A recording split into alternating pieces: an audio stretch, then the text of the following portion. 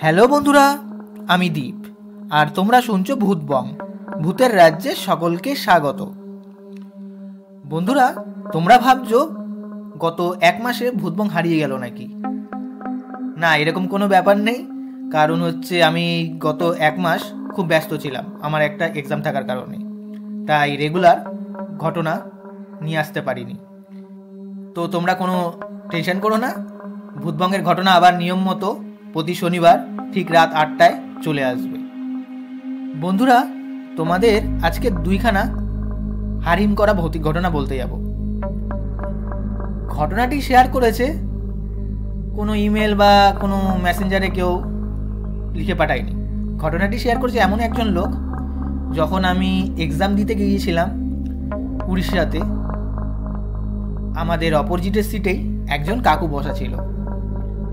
আমি আমার বন্ধু এই ভূতবংয়ের ব্যাপারেই আলোচনা করতে করতে আসছিলাম। উনি সেই কথাগুলো শুনেছে। তারপর উনি আমাদের সামনে এসে বসে, তারপরে বলে যে তোমরা ভৌতিক আলোচনা করছো তো তোমার কি ইউটিউবের চ্যানেল আছে? আমি বললাম হ্যাঁ। তখন কাকুটা বললো হ্যাঁ, আমি ইউটিউবে অনেক চ্যানেলে তো ভৌতিক ঘটনা শুনি, আমার খুবই ভালো লাগে, কিন্তু কোথাও লিখে পাঠানোর মতো সময় পাই না। তো তোমাকে দুইখানা ঘটনা বলতে পারি আমার সাথে ঘটেছিল। আমি বললাম হ্যাঁ অবশ্যই বলুন, কেন বলবেন না। তখন কাকুটা দুইখানা ঘটনা আমার কাছে শেয়ার করে। সেই কাকুর সাথে ঘটে যাওয়া দুটি ঘটনাই আজ তোমরা বন্ধুরা শুনতে চলেছ। তাহলে বন্ধুরা, ঘটনা দুটি শোনার আগে তোমরা যারা এখনো পর্যন্ত ভূতবং চ্যানেলটিকে সাবস্ক্রাইব করোনি তারা সাবস্ক্রাইব করে দাও আর নোটিফিকেশন বেলটিও ক্লিক করে রেখো, যাতে ভূতবংয়ের ঘটনা আসার সাথে সাথেই তোমাদের কাছে নোটিফিকেশন পৌঁছে যায়। তাহলে চলো বন্ধুরা, আর দেরি করছি না, কানে হেডফোন গুঁজে নাও। চলো আজকের মূল ঘটনায় আসা যাক। আমি বিমল, আমার বাড়ি বারাসাত। প্রথমবারের মতো আমার সাথে যে ভৌতিক ঘটনাটি ঘটেছিল, ঘটনাটি ঘটে ওই আজ থেকে 6-7 বছর আগে।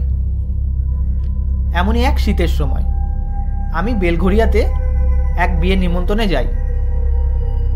আমি একাই গিয়েছিলাম বাইকে করে। বিয়ের বাড়ি থেকে সেই দিন আমার বেরোতে বেরোতে ওই রাত 11:30টার মতো হয়ে যায়। রাত অনেক হয়ে যাওয়ার ফলে রাস্তা পুরো ফাঁকা, তার মধ্যে আবার শীতের রাত।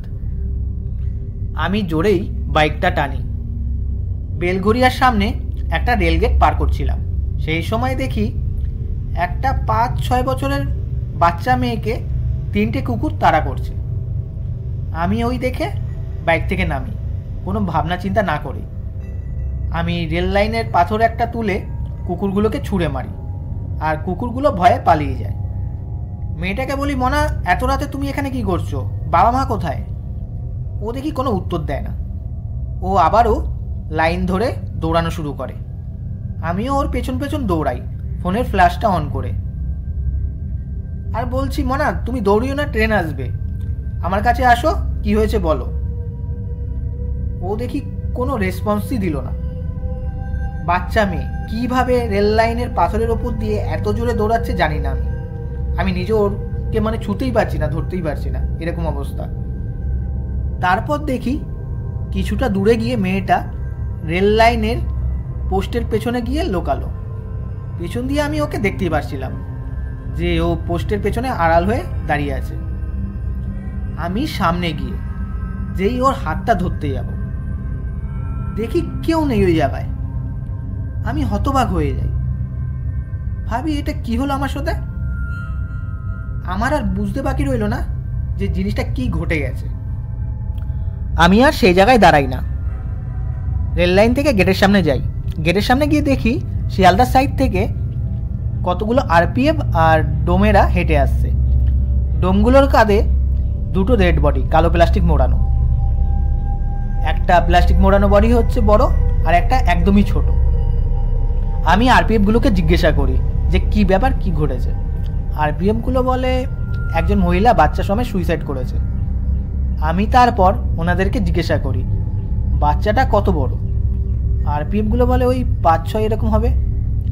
আমি তারপর ওনাদেরকে আবার জিজ্ঞাসা করি বাচ্চাটা কি ছেলে নাকি মেয়ে। ওনারা বলে মেয়ে। কেন বলুন তো? আমাকে উল্টো জিজ্ঞাসা করে। তখন আমি ওনাদেরকে বলি যে দেখুন না, আমি যখন এই গেট পার হচ্ছিলাম, মানে আমি পুরো ঘটনাটা ওনাদেরকে বলি আরপিএফগুলোকে। তখন আরপিএফগুলো বলে, রেল লাইনে তো এরকম ঘটনা ঘটেই, আমাদের সাথে অনেকবার ঘটেছে, তো কোনো ব্যাপার না, আপনি এখান থেকে চলে যান। তারপর আমি সেই জায়গা থেকে বাড়ির উদ্দেশ্যে রওনা হই। এই ছিল আমার সাথে ঘটে যাওয়া প্রথম ভৌতিক ঘটনা। আর দ্বিতীয় ঘটনাটি ঘটে এই বছরই। ঘটনাটি ছোট হলেও দর্শকদের খুব ভয়ের লাগবে। আমার শ্বশুরমশাই অসুস্থ থাকার কারণে শিয়ালদার BR সিং হসপিটালে ভর্তি ছিল। 5 দিন ভর্তি থাকার পর একদিন রাত 10টা নাগাদ হসপিটাল থেকে ফোন আসে, শ্বশুরমশাই এক্সপায়ার করেছে। এই খবর পেয়ে আমি আর আমার ওয়াইফ হসপিটালের উদ্দেশ্যে রওনা হব। আমি প্রথমে বাইকটা বার করছিলাম, ওয়াইফ তখনও বাড়ির বাইরে বেরায়নি। আমি যখন বাইকটা বার করছি তখন দেখি আমাদের ছাদে একটা পা আর পাশের বাড়ির ছাদে একটা পা, বিশাল বড় একটা সাইজের অবয়ব চলে গেল। ভয় তো আমি পেয়েছিলাম, সেই কথা সেই মুহূর্তে আমি ওয়াইফকে বলিনি, চেপে যাই। 2-3 দিন পর সবার কাছে আমি এই ঘটনাটা শেয়ার করেছি, যেটা দেখেছিলাম। আমার এই কথা শুনে আমার সম্বন্ধী বলে, ও যখন হসপিটালের উদ্দেশ্যে বেরাবে তখন ও সেম জিনিস দেখে যে ওদের বাড়িতে একটা পা আর পাশের বাড়ির দিকে আর একটা পা, একটা অবয়ব সেম হেঁটে চলে গেল। এই ছিল ঘটনা, দ্বিতীয় ঘটনা। তাহলে বন্ধুরা, আজকের এই দুটো ঘটনা কেমন লাগলো কমেন্ট করে কিন্তু জানিও, আর লাইক করে দিও। আর বন্ধুরা, তোমরাও যদি ঘটনা পাঠাতে চাও তাহলে আমাদের ভূতবঙ্গের ইমেল আইডি bhutbongofficial@gmail.com পাঠিয়ে দিও। তাহলে বন্ধুরা, আজকের জন্য এইটুকুই, টাটা বাই।